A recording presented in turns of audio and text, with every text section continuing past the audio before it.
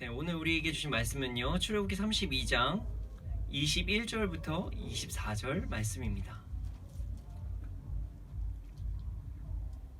네, 출애굽기 32장 21절부터 24절 말씀입니다. 네, 출애굽기 32장 21절부터 24절입니다. 함께 읽겠습니다. 시작. 모세가 아론에게 이르되 이 백성이 당신에게 어떻게 하였기에 당신이 그들을 큰 죄에 빠지게 하였느냐. 아론이 이르되 내 주여 노하지 마소서. 이 백성의 악함을 당신이 아나이다. 그들이 내게 말하기를 우리를 위하여 우리를 인도할 신을 만들라. 이 모세 곧 우리를 애굽 땅에서 인도하여 낸 사람이 어찌 되었는지 알 수 없노라 하기에 내가 그들에게 이르기를 금이 있는 자는 빼내라 한즉 그들이 그것을 내게로 가져왔기로 내가 불에 던졌더니 이 송아지가 나왔나이다. 아멘. 말을 잘하는 것은요 매우 큰 재능입니다. 말 잘하는 것. 네. 그래서 많은 사람들이 말을 논리적으로 되게 잘하려고 많이 노력을 합니다. 그래서 논리라는 것을 배우기도 하고요. 예전에는 되게 웅변학원이라는 것도 많이 사람들이 다녔어요. 지금은 이제 스피치 학원이라고 또 얘기를 하더군요. 심지어 이제 TV 프로그램 중에서 이런 프로그램도 많이 있었어요. 뭐 논쟁을 되게 잘하는 고수와 그리고 학생들이 막 대화를 하면서 막 토론을 하는 그런 TV 프로그램도 있었습니다. 그리고 뭐 많은 정치적인 부분, 경제적인 부분 되게 전문가들이 나와서 무슨 토론 이런 것도 우리가 재밌게 보곤 합니다. 한동안 이제 비판적 사고라는 것을 배우는 것에 되게 그 유행이 있었고요. 그리고 수사학을 배우는 것이 매우 유행이었어요. 수사학, 말을 하는 것입니다. 물론 지금도 그러하고요. 그런데 이 말을 잘하는 것이 큰 재능이 될 수 있지만 반대로 큰 죄악이 될 때도 있습니다. 예를 들어서 선한 사람이 말을 되게 잘해요. 그러면 다른 사람을 막 변론해주고 뭐 많은 사람들을 선한 길로 인도하는 행동을 되게 많이 합니다. 그러나 악한 사람이 말을 잘하기 시작하잖아요. 그럼 많은 사람들을 이제 그릇된 길로 인도를 하곤 합니다. 그리고 심지어 이제 사기라는 이제 죄악을 행하기도 합니다. 우리는요 선한 마음을 가지고 말을 참 잘해야 돼요. 오늘은요 말을 잘하는 자와 말을 잘하지 못하는 자가 함께 대화하는 부분입니다. 그러나 그렇게 유쾌한 대화는 사실은 아니에요. 이 시간 함께 그들의 대화를 함께 살펴보기를 원합니다. 21절을 한번 읽어보겠습니다. 21절입니다. 모세가 아론에게 이르되 이 백성이 당신에게 어떻게 하였기에 당신이 그들을 큰 죄에 빠지게 하였느냐. 모세가요 40주 40야를요 시내산에서 하나님과 함께합니다. 그때 하나님께서 말씀하셨어요. 이 백성이 악한 행동을 하고 있다. 내가 그들을 진멸하겠다. 이스라엘 백성은요 모세가 시내산에서 내려오지 않자 금송아지를 만들어서 우상 숭배를 하기 시작합니다. 이거 엄청난 죄에 해당되는 것이에요. 하나님께서는 이것 때문에 진노를 하셨고요. 그래서 이스라엘 백성들을 진멸하시겠다고 말씀하셨어요. 그때 이제 모세가 이야기를 합니다. 하나님, 이스라엘 백성들 진멸하시게 하시면 안 됩니다. 하나님께서 출애굽 시키신 그런 백성들이 만약에 진멸을 하면은 이 말이 안 되지 않습니까? 그리고 또 아브라함과 하셨던 약속, 정말로 자손을 번창시키겠다는 하신 약속을 잊으시면 안 됩니다. 그러자 하나님께서는 이스라엘 백성들이 진멸되는 것을 막아주셨고 진멸되지 않게 하셨고 모세는 시내산에서 내려왔습니다. 모세는 하나님께 받은 그 두 돌판을 그들 앞에서 깨트리고 금송아지를 다 태워버려서 그다음 그것을 가지고 이제 마시게 합니다. 물에 섞어서 마시게 해요. 그리고 아론과 대화를 하기 시작합니다. 방금 읽은 21절은요 그 모세가 진노하고 아론에게 하는 이야기예요. 그러니까 모세가 이렇게 아론에게 이야기를 한 거예요. 아니 이 백성이 당신에게 어떻게 하길래 이런 사단이 일어나게 합니까? 당신 지금 대제사장으로 된 상황 아닙니까? 여기서 큰 죄라는 단어가 나오는데요. 그 단어는요 사실 하타가돌이라는 단어입니다. 근데 이게 어디서 나오는 그 히브리어냐면요 이게 일반적인 죄에서 사용하는 단어는 사실 아니에요. 조금 특별한 상황에서 이 단어를 볼 수가 있습니다. 이게 언제 볼 수 있냐면요, 요셉이 보디발의 아내가 동침하자고 할 때 그것을 거부하면서 이런 얘기해요. 나는 하나님 앞에서 죄를 범할 수 없습니다. 이렇게 이야기를 하는 것이에요. 그때 사용된 히브리어가 하타가돌입니다. 이스라엘이 우상 숭배를 한 죄와 간음을 동일하게, 정말 이스라엘이 지금 범한 죄가 우상 숭배와 그 간음이 동일하다는 것을 나타내는 것이에요. 하나님께 예배드리기 위해 출애굽을 한 이스라엘 백성이 우상 숭배를 한다는 것은요, 이것은 영적인 간음을 이야기합니다. 우상 숭배는요, 영적인 간음이라는 것을 절대로 우리는 잊으면 안 돼요. 근데 이제 아론이 대답을 하는데요, 22절을 읽어보겠습니다. 22절입니다. 시작. 아론이 이르되 내 주여 노하지 마소서, 이 백성이 악함을 당신이 아나이다. 아론은요, 기회가 생겼다고 생각을 하는 것이에요. 이게 어떻게 기회냐면요, 자, 모세가 이렇게 얘기했어요. 이 백성이 어떻게 하였기에 당신이 그랬냐? 라고 얘기하니까 요거 붙잡으면 되겠구나 라고 생각을 한 거예요. 자, 아론은 말 잘하는 사람입니다. 자, 모세가 말을 못한다고 하나님께 이야기를 하자 하나님께서 말씀하셨어요. 말 잘하는 네 형 아론을 함께 보내겠다. 아론은 말을 참 잘해요. 그래서 이것에 포인트를 잡은 거예요. 자, 내가 잘못한 게 아니라 이 백성이 악해서 그랬다고 말하면 되겠구나 라고 포인트를 잡습니다. 그래서 처음 이렇게 그 청년들이 말하는 방식으로 인트로를 깔고 얘기한 거예요. 네. 이 백성이 악함을 당신이 압니다. 요 얘기를 먼저 지금 시작해요. 이 무슨 말이냐면 맞아요. 이 백성 진짜 악하죠. 그래서 그런 거예요. 그러면서 이제 변론을 시작해요. 자, 23절 읽어보겠습니다. 23절입니다. 시작. 그들이 내게 말하기를 우리를 위하여 우리를 인도할 신을 만들라. 이 모세 곧 우리를 애굽 땅에서 인도하여 낸 사람은 어찌 되었는지 알 수 없노라 하기에, 아론이요, 모세에게 먼저 사실을 이야기합니다. 이게 맞는 사실이잖아요. 자, 이스라엘 백성이 먼저 아론에게 이야기했어요. 자, 우리를 이끌어낸 그 출애굽하게 한 모세가 지금 어디 있는지 모른다. 어떻게 된지 모른다.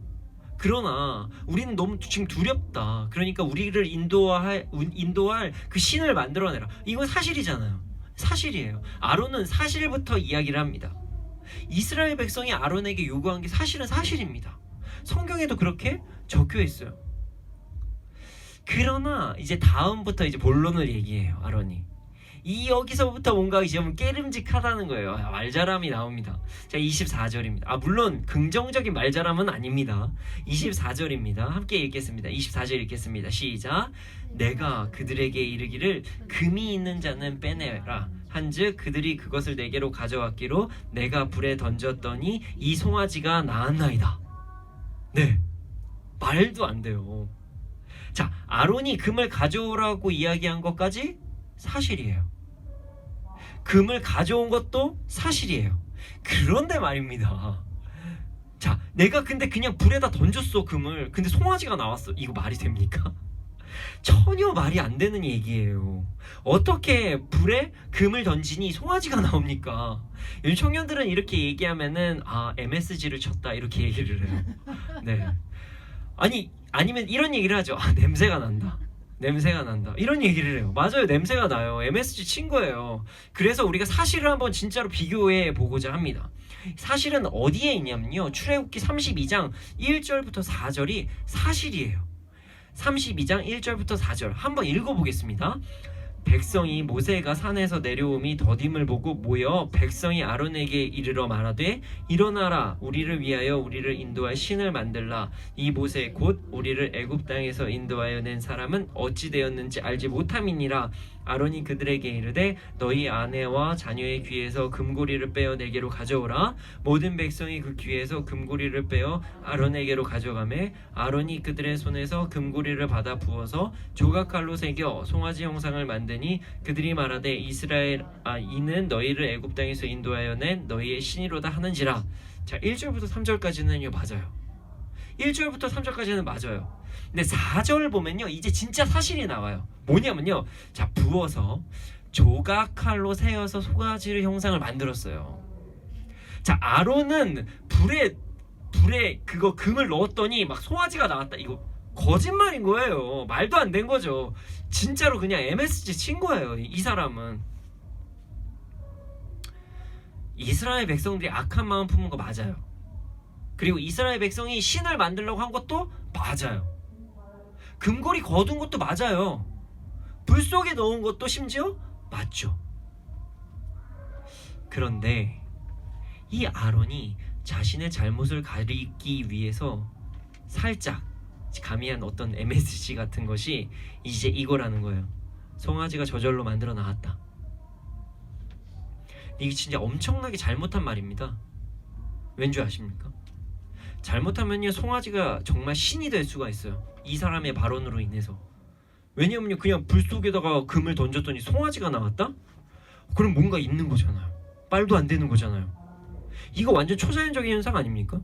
어떻게 그냥 뭘 던졌는데 그건 송아지가 나와요. 아론은요, 모세의 시선을 이스라엘 백성 쪽으로 돌리게 하고요, 그리고 초자연적으로 만들어졌다는 거짓말에서 송아지 쪽으로만 돌리게 하고 자신은 그거에 대해서 피하기 위해서 이렇게 이야기를 하는 것입니다. 이거 명백한 거짓입니다. 우리는 이런 행동을 절대로 해서는 안 됩니다. 그냥 세상에서는 MSG 좀 쳤네 뭐 이렇게 얘기를 할 수 있지만 이거 거짓말이에요. 그러면 안 됐습니다. 말 잘하는 아론이 자신의 재능을 잘못 사용한 것입니다. 자, 우리는 살면서 남 탓을 하려는 사람을 많이 봅니다. 네, 저도 많이 그렇습니다. 고백하자면 그게 내가 그런 게 아니야. 무엇 때문에 그랬어. 여러 가지를 이야기하면서 되게 남 탓을 많이 합니다. 그래서 세상에서 선한 영향력을 내비치려는 사람들이 내 탓이요 라는 말을 하고자 그 어떤 노력에 그게 있었어요. 그러니까 내가 내 탓이요라는 말을 많이 사용하자 이런 노력이 어떤 운동이 있었단 말이죠. 지금도 그 운동을 많이 진행하고 있다고 합니다. 그런데 이 운동을 말로만 한다고 주장하는 사람들도 있어요. 물론 여기서부터는 조크입니다.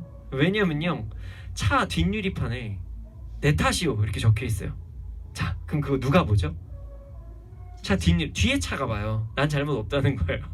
네 탓이라는 거죠. 그래서 내 탓이야 제발 차 뒤에다가 부착하지 말라고 얘기하는 그런 조크도 있습니다. 어차피 결국엔 그 남 탓으로 얘기하는 거니까요. 그 정도로 많은 사람들이 내 탓이라고 얘기하고 노력은 하지만 결국엔 남 탓을 많이 한다는 것이에요. 물론 그걸 부착하신 분은 그런 의도는 아니겠죠. 오죽 차 사고 나면은 남탓 얘기하니까 그런 말도 안 되는 얘기까지 나오겠습니까? 그런데 우리 크리스찬 안에서도요, 이게 남 탓이라는 게 유행처럼 막 번지기 시작했습니다. 이게 처음에는 매우 좋은 운동이었는데 변질이 돼서 남 탓 비스름하게 바뀌게 된 거예요. 이게 뭐냐면요, 마음의 상처에 대한 치유 운동이에요. 마음의 상처에 대한 치유 운동. 자, 예수님께서 육신에 대한 치유하셨어요. 마음에 대한 치유하셨습니다. 이게 눌린 자가 자유하게 된 것, 포로된 자가 자유하게 된 것, 이거 마음의 치유와 관계가 있습니다. 마음의 상처에 대한 치유 되게 중요합니다. 마음이 자유해져야 되거든요. 저도 상담 되게 많이 하고요. 그리고 흔히 뭐 어떤 분들은 뭐 마음의 상처에 대한 치유, 아니면 어떤 내적 치유, 여러 가지 단어, 상담 사역, 여러 가지 단어로 다들 이야기를 하시는데 저는 그런 사역도 주로 많이 하고 있습니다. 얼마나 많이 하냐면요, 저희 MIT 미니스트리에서 PTS라는 PTS에서 BC 과정, 이제 베이직 코스 과정이 있어요. 근데 거기 안에는 예수님처럼이라는 좋은 책이 있는데요. 그 책을 가지고 그걸 교본을 삼아서 많은 사람들과 거기에서 이제 훈련생들과 나눔을 합니다. 이 부분이 마음의 상처에 대해서 자유를 위해서 그런 훈련을 하는 것이에요. 마음의 상처로부터의 자유는 너무 중요합니다. 너무나도 중요해요. 저도 많이 하고 있고요. 그런데 이게요, 어느 순간부터 되게 잘못 사용이 되기 시작했어요. 자, 보세요. 마음의 상처에 대한 치유의 목적이 뭐죠? 우리가 눌린 것, 포로된 것에서 자유하게 되는 것이 목적이에요. 그쵸? 그래서 많은 사람들 용서해야 되는 것이고, 그리고 예수 그리스도 더욱더 본받아 가며 살아가야 돼요. 그런데 자신의 상처를 가지고 다른 사람을 눌리게 하거나 포로로 만들기 시작한 사건들이 막 발생하게 된 거예요. 이게 무슨 말이냐면요, 사람들이 주장을 하기 시작했어요. 맞아, 나 상처받았어. 누구 때문에 상처받았어. 누구 때문에 상처받았어. 누구 때문에 상처받았어. 그 사람 때문에 내 인생이 꼬였어. 이렇게 이야기를 하기 시작했습니다. 나는 가만히 있었는데 다른 사람이 나를 어렵게 해가지고 내가 마음에 상처를 받았다. 아니면 나는 되게 연약한 존재인데 나보다 강한 사람이 나를 힘과 권력, 권위로 나를 힘들게 해서 나 상처받았어. 맞아요. 그럴 때 많아요.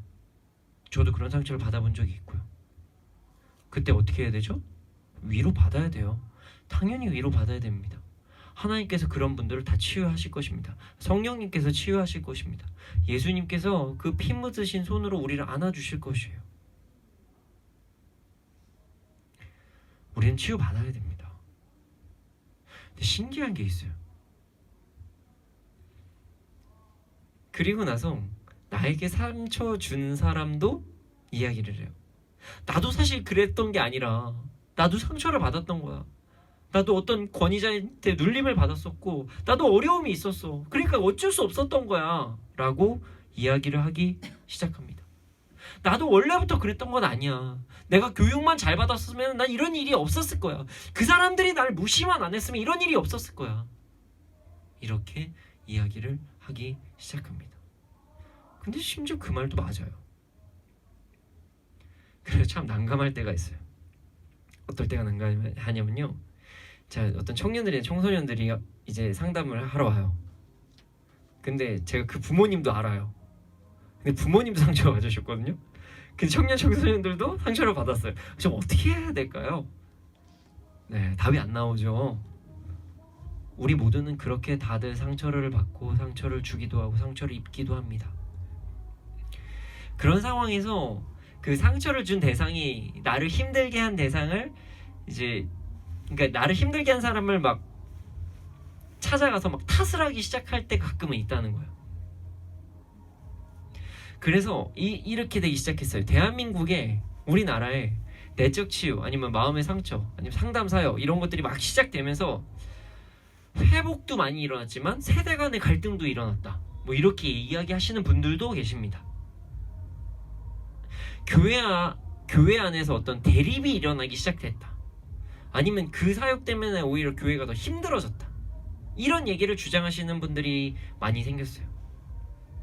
아니면 교회와 세상이, 정말 교회가 세상을 품어야 되는데 교회와 세상이 대립 구도로 이루어졌다. 뭐 이렇게 얘기하시는 분들도 참 많이 있습니다. 근데 오해하시면 안 됩니다. 저는요, 그 마음의 상처에 대한 치유가 너무 중요하다고 생각하는 사람입니다. 그거를 거부하는 사람이 절대 아니에요. 저는 상담 사역도 함께 하고 있거든요. 저는 주 안에서 마음의 상처를 입으신 분들을 자유하게 하는, 그런 주 안에서 자유하게 할 수 있도록 돕는 그런 사역을 함께 하고 있습니다. 자, 마음의 상처에 대한 어떤 치유, 회복, 이게 너무너무 중요해요. 정말 중요합니다. 예수님도 하신 사역입니다. 그런데 인간의 연약함이, 이 악함이 이 좋은 사역을 부정적으로 사용하게 만든 거예요. 그래서 정말 제대로 치유와 회복이 일어나는 곳에서는요, 오히려 트집 잡는 게 아니라 막 용서가 일어나요. 그리고 막 갈등이 막 해소돼요. 정말 저희 안에서도 정말 제가 걱정할 정도로 막 관계가 괜찮을까 하는 친구들이 막 관계가 막 회복될 때가 있고요. 이게 진짜 천국 아닌가라는 생각이 전 들 때도 많아요. 좀 막 걱정할 때도 있거든요. 예를 들어 청년들끼리 사이가 되게 안 좋을 수밖에 없는 청년들이 분명히 있었는데 주 안에서 서로를 용서하고 서로를 인정하고 다시 하나가 되는 사건들을 저는 진짜 경험을 많이 했습니다. 정말 아름다운 거죠. 가족이 연합되는 것도 많이 봤고요. 공동체가 주 안에서 하나가 되는 역사도 일어났어요. 그런데 악용이 될 때는 이게 진짜 무섭게 사용될 때도 있다는 거예요. 예수님께서 하신 치유와 회복의 사역까지도, 그 좋은 그 치유 회복 그 사역까지도 막 악하게 만들었던 그 남 탓. 인간의 대표로 하나님께 나아가야 될 사명을 가진 대제사장이 된 아론이 백성들을 악한 존재로 얘기했었던 그 남 탓. 말을 잘하는 사람일수록 되려 더 많이 하게 되는 그 남 탓. 이 남 탓은 도대체 왜 하는 걸까요? 바로 잘못된 두려움 때문입니다.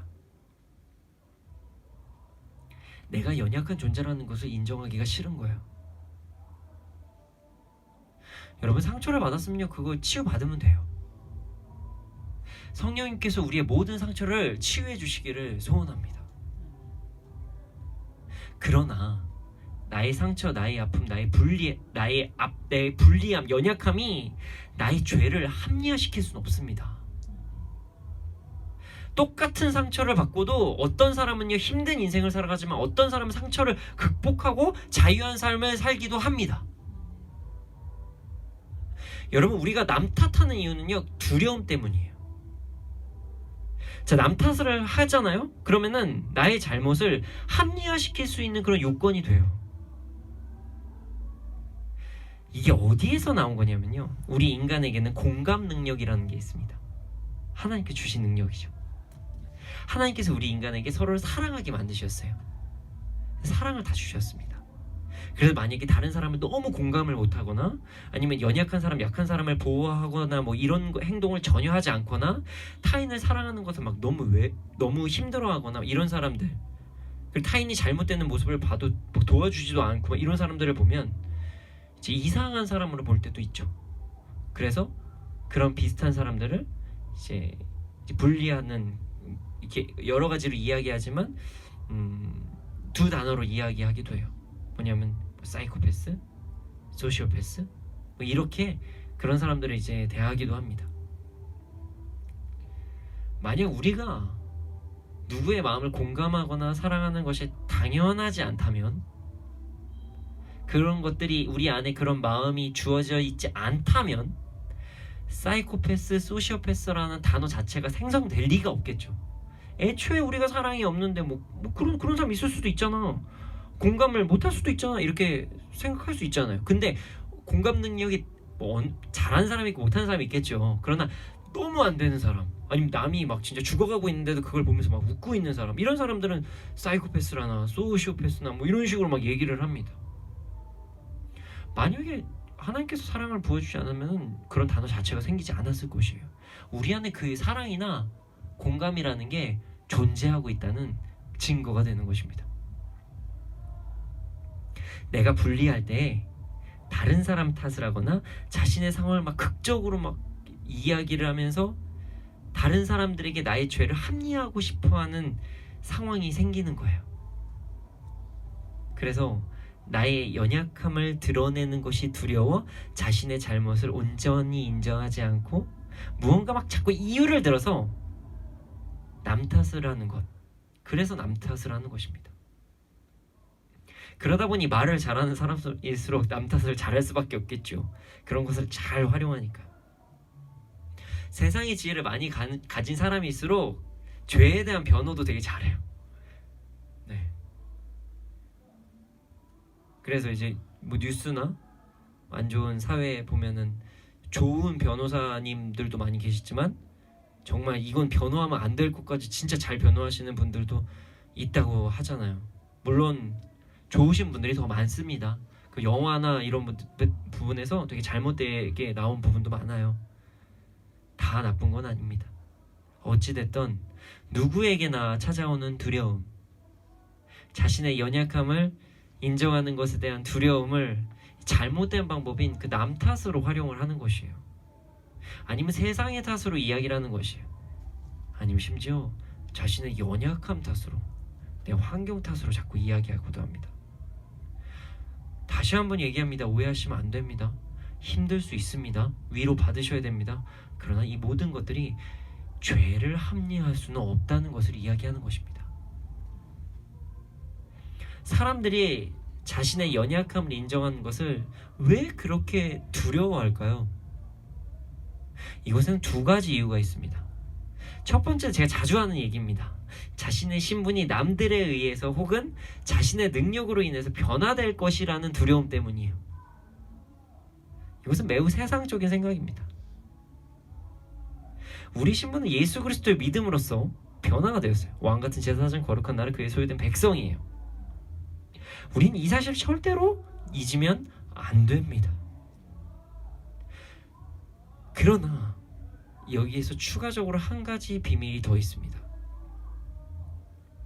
두 번째 이유는요, 우리의 능력이 어디에서 오는지 인지하지 못할 때 두려움이 생기는 것입니다. 그래서 자꾸 남 탓을 하는 것이고요. 말씀 두 구절을 읽겠습니다. 먼저 빌립보서 4장 13절을 읽고요. 그리고 고린도후서 13장 9절을 읽겠습니다. 제가 읽어드리겠습니다. 빌립보서 4장 13절입니다. 내게 능력 주시는 자 안에서 내가 모든 것을 할 수 있느니라. 고린도후서 13장 9절이에요. 우리가 약할 때 너희가 강한 것을 기뻐하고 또 이것을 위하여 구하니 곧 너희가 온전하게 되는 것이라. 그렇습니다.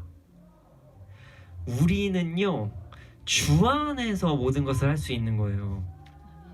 우리의 능력은 나에게서 나오는 게 아니라 성령님께서 주시는 것이에요. 잘 생각해보면 그래요. 지지난주에도 설교를 했는데요, 자신의 심장을 자신의 마음대로 결정할 수 있는 사람이 있나요? 전혀 없어요. 전혀 없어요. 우리는 우리가 지금 뭔가를 하고 있다고 착각하는 것 뿐이에요. 하나님께서 호흡만 하고 걷어가시면 내일 우리가 살아남지 못할 사람들이 한둘이 아니겠죠. 그러니까 하나님께서 출애굽의 마지막 저주 생명까지도 하나님의 것이라는 것, 애굽의 모든 장자들이 죽게 됐죠. 여러분, 우리가 착각하면 안 되는 게 있어요. 내일 살아있을 것이라는 착각이죠. 네, 많이 이제 정확히 아시는군요. 제가 무슨 얘기를 할지. 여러분, 우리가 내일 살고 있을 것이라 생각하시면 안 돼요. 절대 아닙니다. 그래서 세상에서도 얘기하잖아요. 오는 순서 있어도 가는 순서 없다. 반대로 얘기하면요, 우리 모든 것 주님의 소유라는 것이에요.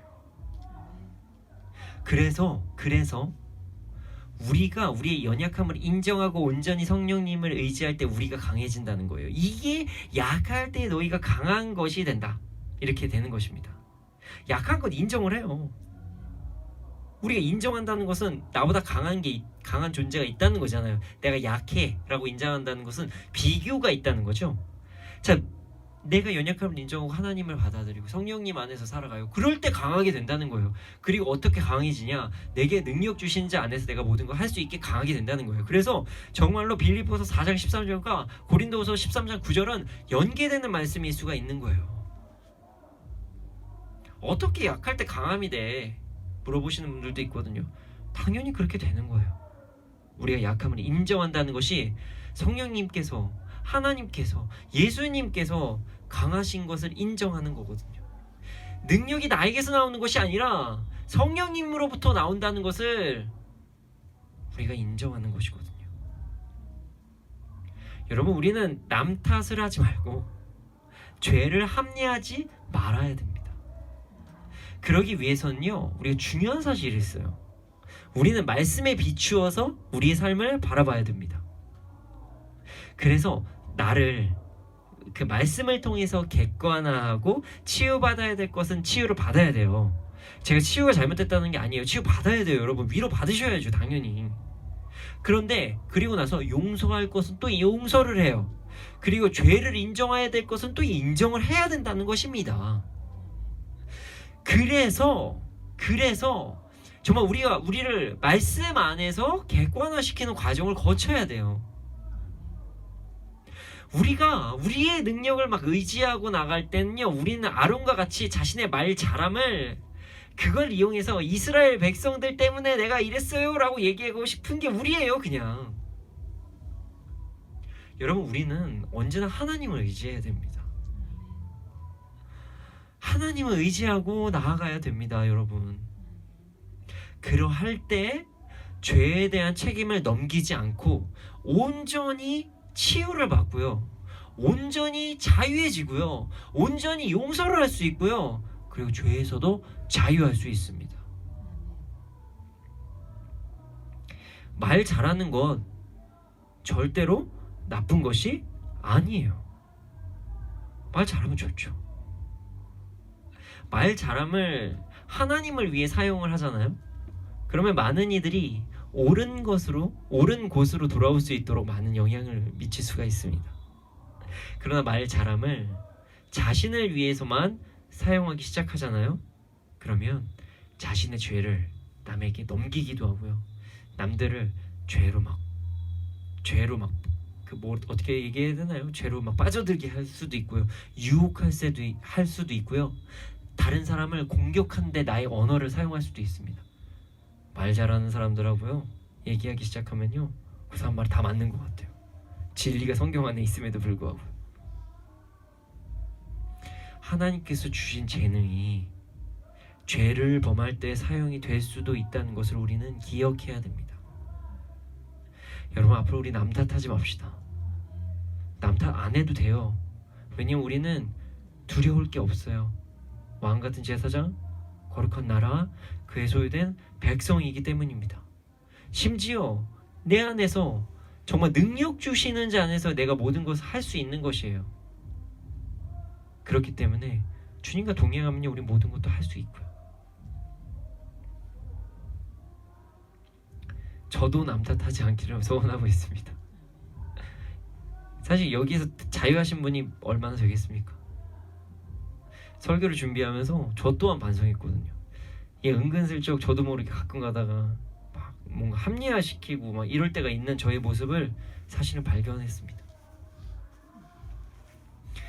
우리 모두가 잘못된 두려움에 빠져서 남 탓을 하는 그런 인생을 사는 것이 아니라, 우리의 신분이 주님께로부터 정해졌고, 그리고 우리의 능력 또한 주님께서 부어주신다는 것을 깨닫고 그것을 인정하고, 우리 모두가 삶을 풍성하게 누리는 자가 되기를 소원합니다.